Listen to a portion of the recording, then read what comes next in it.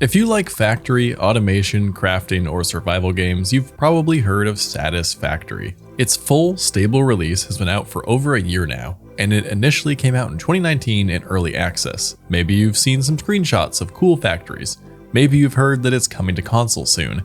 Or maybe you got recommended a video from Let's Game It Out. Have you ever been like, wow, I wish I could be over there now? No problem, we've got you covered. Have a safe trip. Regardless of how you found out about Satisfactory, you might be curious about why you should play the game and if it's even worth your money. In this video, I'll give you 5 great reasons why you should try this game.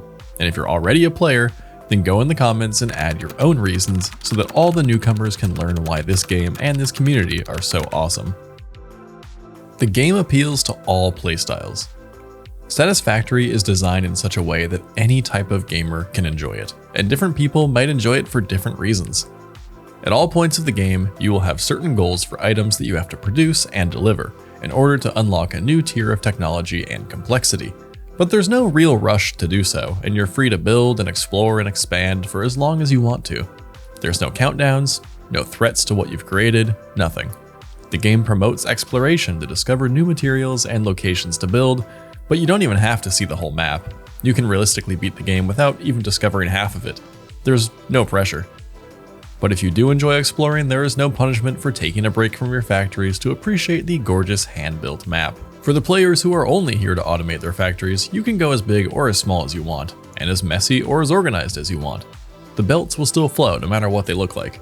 Spend as much or as little time as you want decorating your base. It really doesn't matter. There are hostile creatures, but they don't attack your buildables, only your character if you get too close. But there is a setting to make the creatures passive or only attack if attacked first, if combat isn't something you want to deal with.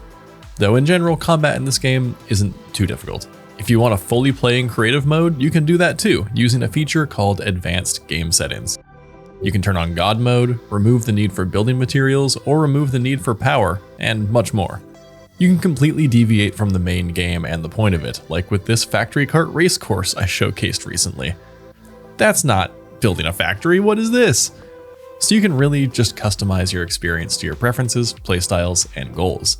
Just know that Advanced Game Settings disables achievements, since it would be too easy to unlock them otherwise. The devs are great. Gaming's recent history has had no shortage of studios and developers that have made some baffling choices that are bad for players and for their games. But Satisfactory is one of those few games that is a shining beacon of hope in comparison. The developers are transparent, communicate often, and make a real effort to understand what the players want. But they don't just cave to everything that the players want, they also justify their own decisions that players might not necessarily agree with. They have a website where players can post bugs and feature requests, and they can update posts if they've been resolved. During the game's development, they hosted a weekly Twitch stream where they would update viewers on the state of development, answer questions from players, and look at cool screenshots that people posted online. Not everyone cares about having a good team behind the game, if the game is enjoyable to play.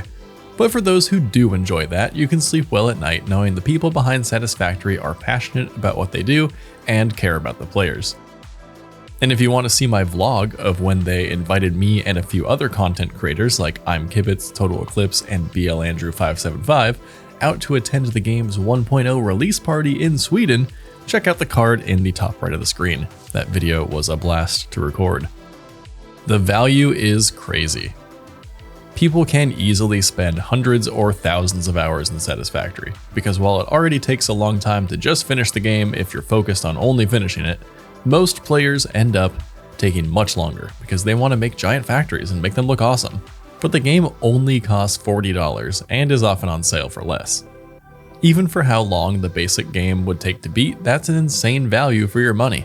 In a world where $70 games with additional microtransactions are becoming the new norm, a $40 game that you can sink hundreds of hours into is a fantastic find. If this game interests you at all, I don't think you'll regret the purchase. I guarantee that you'll start it up and 5 hours later, you'll wonder where the time went. It's great solo or co-op. Satisfactory works great if you're playing alone, and it works great with friends too. Since there are no timers or any pressure, playing alone and therefore probably playing slower is totally fine. Doesn't matter how fast you're accomplishing things. But if you have friends to play with, you can split up the work and divide and conquer. One person can be tasked with building a certain factory while another person explores the world for resources. or you can work together to build something as long as you're both on the same page. This is also where the different playstyles come in. If you like math and numbers but your friend does not, you can work on the logistics while they explore and find new resources or building areas, and they can expand basic infrastructure as they go. Or if you have a really creative friend, task them with decorating the base or rebuilding your messy factories that you made. There is something for everybody, and you can just have a chill time. Just make sure you set some ground rules, because nothing is stopping your friends from killing your character or tearing down something that you built. If you want to set up a dedicated server so that people can hop on and off as they please, you can do that too on someone's PC. Regardless of how you play, this is a great game for turning all the sounds off and watching a YouTube video or listening to a podcast, and just enjoying a relaxing time. Hours will pass before you even realize. There are a ton of community resources. Like any good game with numbers and stats, there are a ton of useful resources that the community has provided for free. But I have an entire dedicated video about those resources, so go ahead and check it out. It should be on your screen right now. Where the community resources let you see every possible recipe and resource node, so you can plan your game accordingly. Alright, that's all for this one, so if you enjoyed this video, be sure to like it and subscribe for more guides about Satisfactory in the future.